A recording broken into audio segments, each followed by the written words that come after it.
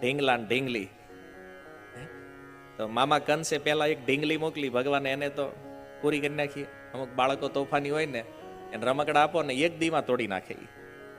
તો પેલા તો પૂતળાને મોડી નાખી. મામાને થયું કે ઢીંગલી તોડી નાખી ભાણાએ, ઢીંગલો મોકલ્યો બીજો, એને તોડી નાખ્યો શકટાસુર.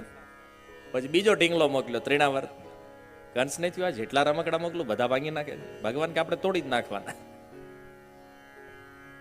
પણ નંદ મહારાજ વિચાર કરે છે કે આ અસુરોનો ઉત્પાત વધી રહ્યો છે ગોકુળમાં. બધા ગોપને સૂચના આપી કે તમે આનું ધ્યાન રાખજો બધા. હવે આ કૃષ્ણ ક્યારેય એકલા ન રહેવા જોઈએ. અને સિક્યુરિટી વધી ભગવાનની. ભગવાન થોડા મોટા થયા, રંગણ લીલા કરી રહ્યા છે. રંગણ લીલા માને હવે થોડા ભાખણ ભર્યા ચાલતા થયા છે. અને ભાખણ ભર્યા ચાલતા ચાલતા ક્યારેક ઈચ્છા થાય રૂમથી બહાર જવાની, તો ઉંબર સુધી આવે ચાલતા ચાલતા. પણ ઉંબર કૂદવાની ટ્રાય કરે, ભગવાન ઉંબર પાર નથી કરી. આકાશમાં દેવતાઓ સ્થિત થઈને બ્રજમાં ભગવાનની આ લીલા જોવે છે.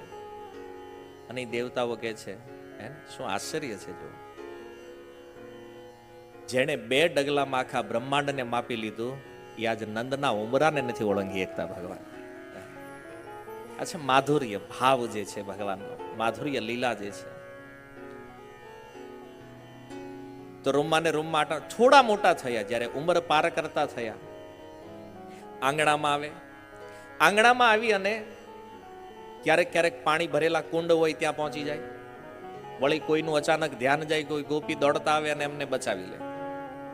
ક્યારેક ક્યારેક કોઈ ધારદાર શસ્ત્રો પડ્યા હોય, એને ખેડૂત હોય, ગૌપાલક હોય, તેના ઘરે શસ્ત્રો હોય, ધારિયા હોય, ફરસા હોય, તો એની નજીક પહોંચી જતા એને પકડવા માટે.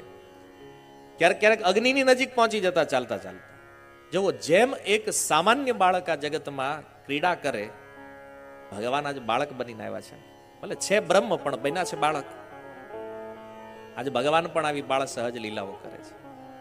ક્યારેક ક્યારેક કાંટાવાળી વાડ પાસે પહોંચી જાય, ક્યારેક જીવજંતુઓ કંઈક કૂતરા, સાપ એની નજીક પહોંચી જાય. અને ગોપીઓને આખો દી એક જ કામ, એ ધ્યાન રાખવાનું, કાન પકડીને ક્યાંક લાવવાના. અને ગોપીઓને આનંદ હતો, કારણ કે ઈ બાને નંદ ભવનમાં કૃષ્ણનું દર્શન થતું. આમ તો ડાયરેક્ટ યશોદાજી કહેતા ગોપીઓને કે હું જોઉં છું આ જ્યારથી લાલાનો જન્મ થયો છે ત્યારથી તમે કોઈને કોઈ બાને ઘરે આવતી રહ્યો છો, તમારે કઈ કામ ધંધો છે કે નથી? અને ગોપીઓ આ લીલા જોતી, આનંદ લેતી. જીવ ગોસ્વામી એક સુંદર લીલા વર્ણન કરતા લખે છે કે જ્યારે વાછડાઓ બેઠા હોય ને આંગણામાં, તો કૃષ્ણ બલરામ બે જઈને શું કરતા, વાછડાની પૂંછડી પકડી લે. હવે વાછડાની પૂંછડી તમે પકડો એટલે વાછડું ઠેકડો મારીને ઊભું થાય. અને ઊભા થાય અને વાછડાઓ ભાગે ભાગે એટલે આ બે જોરથી પૂંછડી પકડી લે. હવે એને ખબર નહોતી કે જો આ પૂંછડી મૂકી દઈએ તો આપણે મુક્ત થઈ જાય. હવે વાછડા ભાગે, પાછળ કૃષ્ણ બલરામી બ્રજરજમાં ખેંચાતા ખેંચાતા જાય પાછળ. એનાને એવો પ્રશ્ન થાય કે ભગવાન છોલાઈ નહીં જતા હોય? તમે જો આજે તમે બ્રજમાં જાઓ ને, કારણ કે જ્યાં વાસ્તવમાં જ્યાં બ્રજ રજ છે તમે જુઓ, તો મોઢે તમે પાવડર લગાડો ને એનાથી પણ કોમળ રજ છે. કારણ કે બ્રજને ખબર છે અહીંયા કોણ આળોટવાનું છે. તો વાછરડાઓ આગળ ભાગે, કૃષ્ણ બલરામ જોરથી પૂંછડી પકડી રાખે.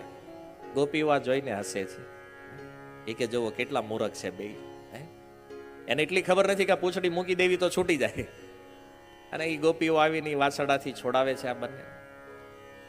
આને કહે છે રંગણ લીલા. જે પ્રાંગણમાં જે ભગવાન કૃષ્ણ જે લીલાઓ કરી રહ્યા છે. અને થોડા મોટા થયા તો ભગવાને માખણ ચોરી લીલા પ્રારંભ કરી છે. ઘણા લોકોના મનમાં ભાવ ઈ છે કે તમે એવા ભગવાનની ભક્તિ કરો જે ચોરી કરે છે. માખણ ચોર કહે છે ને ભગવાનને. પણ જો માખણ ચોરી લીલાનો સાર શું છે? માખણ જે છે ને એ શુદ્ધ પદાર્થ છે. માખણ તમે બધા જોયું છે, માખણમાં કોઈ દાગ નથી, માખણમાં કોઈ પ્રકારની અશુદ્ધિ નથી હોતી.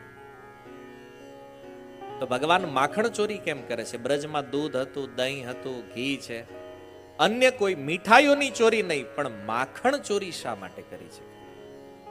પદાર્થો તો ઘણા બધા છે, પણ જો ભગવાન આ લીલા દ્વારા એક મેસેજ આપી રહ્યા છે કે જ્યારે કોઈ દહીંનું મંથન કરે અને દહીંનું મંથન કરી અને એ દહીંના સારરૂપ માખણને પ્રગટ કરે, જે માખણ શુદ્ધ સ્વરૂપ છે, એમ કોઈ વ્યક્તિ વિચારો દ્વારા, કોઈ વ્યક્તિ પ્રવૃત્તિ અર્થાત કર્મ દ્વારા કે કોઈ વ્યક્તિ ભક્તિ દ્વારા જ્યારે પોતાના ચિત્તને શુદ્ધ કરે, ત્યારે કૃષ્ણ કહે છે કે એ માખણથી આકર્ષિત થઈને જેમ ગોપીઓના ઘરે જઈને હું એ માખણની ચોરી કરું છું, એમ આ સંસારમાં જેનું મન શુદ્ધ થયું છે એણે મને બોલાવવાની જરૂર પડતી નથી. એવા શુદ્ધ મનથી આકર્ષિત થઈ અને હું સ્વયં એની પાસે પહોંચી જાઉં છું. આ ભાવ છે માખણ ચોરી લીલા. જો ગોપીઓ પોતાના ઘરે માખણ બનાવે છે અને ભગવાનની માખણ ખાવા માટે જાય, શું કામ? કારણ કે માખણના બાને ગોપીઓના મનને ચોરે છે. અને સૌથી મોટો ભાવ એ છે કે ગોપીઓના ભાવની જે શુદ્ધતા છે એ શુદ્ધતા ભગવાનને સ્વયં એવા કરશે, એ સ્વયં ભગવાનને આકર્ષિત કરે છે. એટલા માટે આપણે પણ જો ચાહતા હોય કે ભગવાન આપણાથી આકર્ષિત થાય, તો આપણે આપણા ચિત્તને શુદ્ધ કરવું આ પહેલી પ્રાયોરિટી છે ભક્તિમાં. ચૈતન્ય મહાપ્રભુ શિક્ષાષ્ટકના પ્રથમ શ્લોક પ્રથમ લાઈનની અંદર કહે છે, ચેતો દર્પણ માર્જન.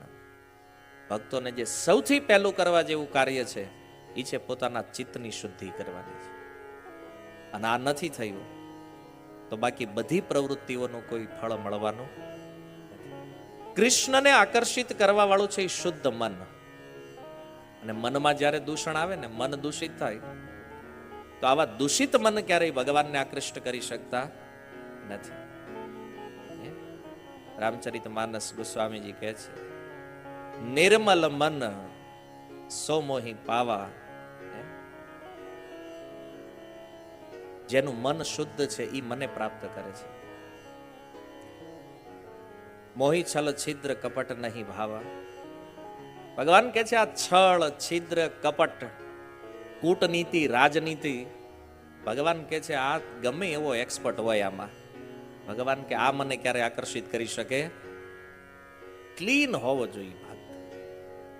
માખણ ચોરી લીલાનો આ ભાવ છે. અને ગોપીઓનું ચિત્ત અણિશુદ્ધ પવિત્ર છે અને એટલા માટે ભગવાન એના ઘરે જાય છે. જો ઘણાને એમ છે કે આ માખણ ચોરી છે તો એ ભગવાનના આવા ગુણગાન કેમ છે? પણ માખણ ચોરીમાં ગોપીઓનો ભાવ ઈ છે કે કૃષ્ણ મારે ત્યાં આવે અને આ માખણ ચોરી કરે, આ માખણ ખાય. પહેલી ચોરી પ્રારંભ કેવી રીતે થઈ? એકવાર યશોદાજી